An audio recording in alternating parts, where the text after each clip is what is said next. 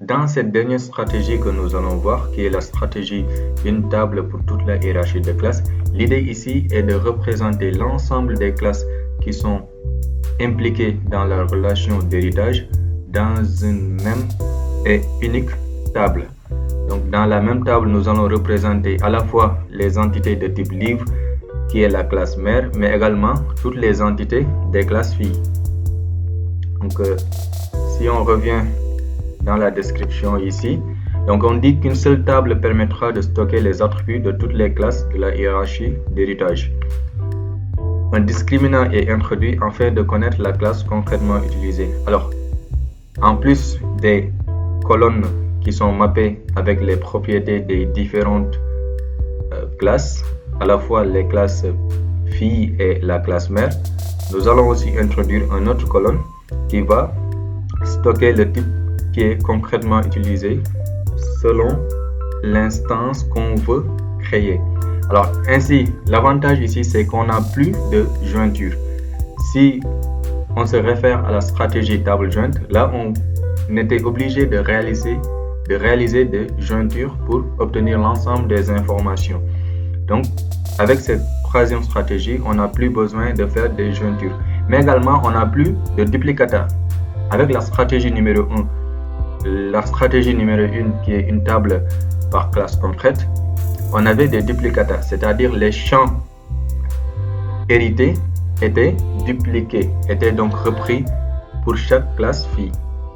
Mais ici, on n'a plus de duplicata ni de jointure. Mais par contre, on a des pertes sèches. Alors, les pertes sèches, c'est quoi?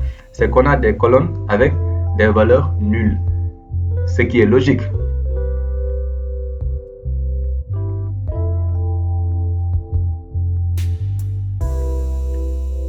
Alors pour illustrer tout cela, nous allons utiliser la stratégie single table et nous allons introduire une annotation discriminator column qu'on peut personnaliser avec le nom, donc le nom de notre colonne et le type du discriminant. Alors on peut coder tout cela ici. Donc tout d'abord, je vais supprimer les tables. Donc je supprime ici donc les tables, histoire de voir ce qui se passe concrètement en base de données.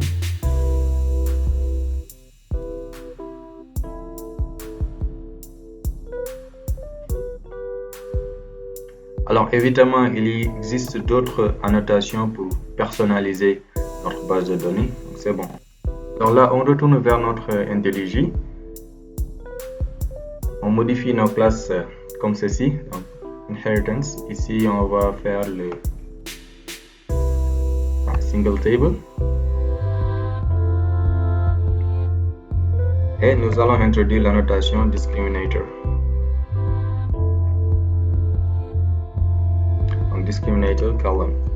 Donc on va personnaliser le nom, je vais mettre un type de livre. Je peux mettre ce type de livre. Et ensuite, je peux mettre discriminator type. Et là, je peux utiliser un string integer. Alors, je vais utiliser un integer. Donc là, 0, ça sera pour le type livre. Ensuite, 1 pour le type livre électronique. Et 2 pour le type livre physique.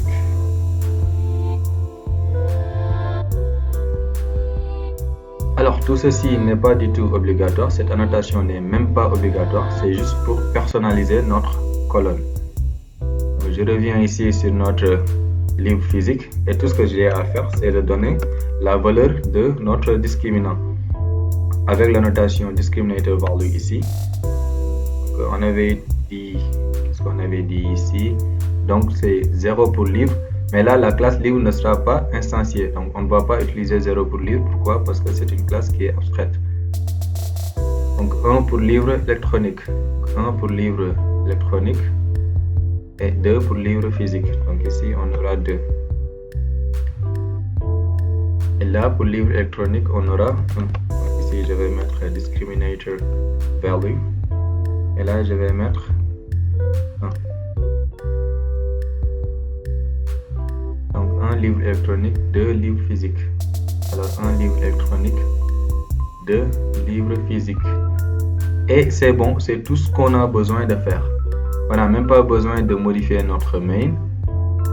On utilise toujours notre requête JPSQL polymorphe. Et on fait un run pour voir qu'est-ce qui se passe en base de données.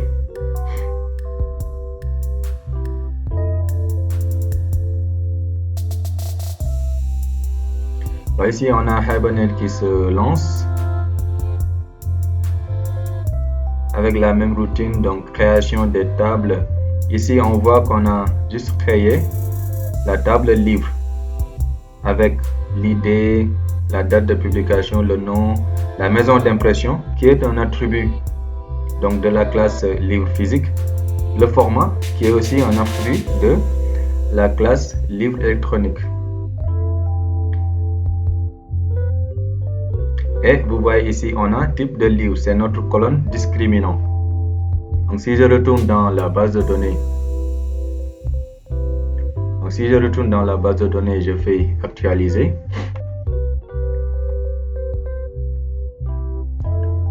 Je regarde ce qui se passe dans nos tables ici, test héritage. Et là, dans nos tables, on remarque qu'on a qu'une seule table. Donc, c'est la table livre avec les colonnes suivantes. Et tous les enregistrements sont enregistrés dans la même table. Pour s'en convaincre, on peut regarder ici. Donc, script, select.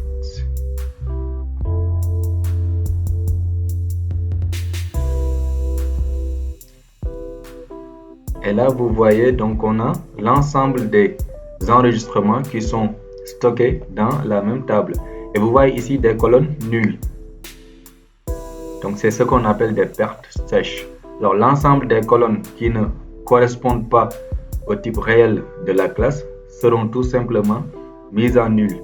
Et ce qui fait que, en utilisant cette stratégie, il faudra faire très attention puisqu'on ne pourra pas utiliser la notation note nulle. On ne peut pas mettre de contrainte note nulle sur nos colonnes.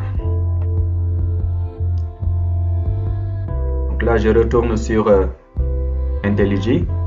Je regarde ici, et là, la même chose. On a les types réels qui sont affichés.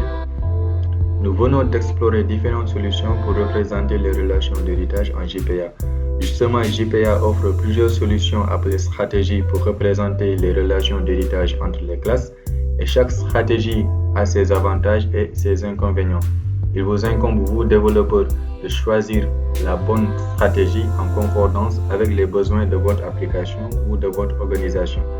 Si vous connaissez d'autres stratégies, d'autres solutions pour représenter les relations d'héritage en JPA, n'hésitez pas à me le faire savoir dans la section des commentaires. N'hésitez pas aussi à partager vos réactions et vos suggestions dans les commentaires. Si vous n'êtes pas encore abonné sur la chaîne, abonnez-vous, partagez la vidéo et surtout activez la cloche de notification pour ne rater aucune de nos prochaines vidéos. Salut à tous!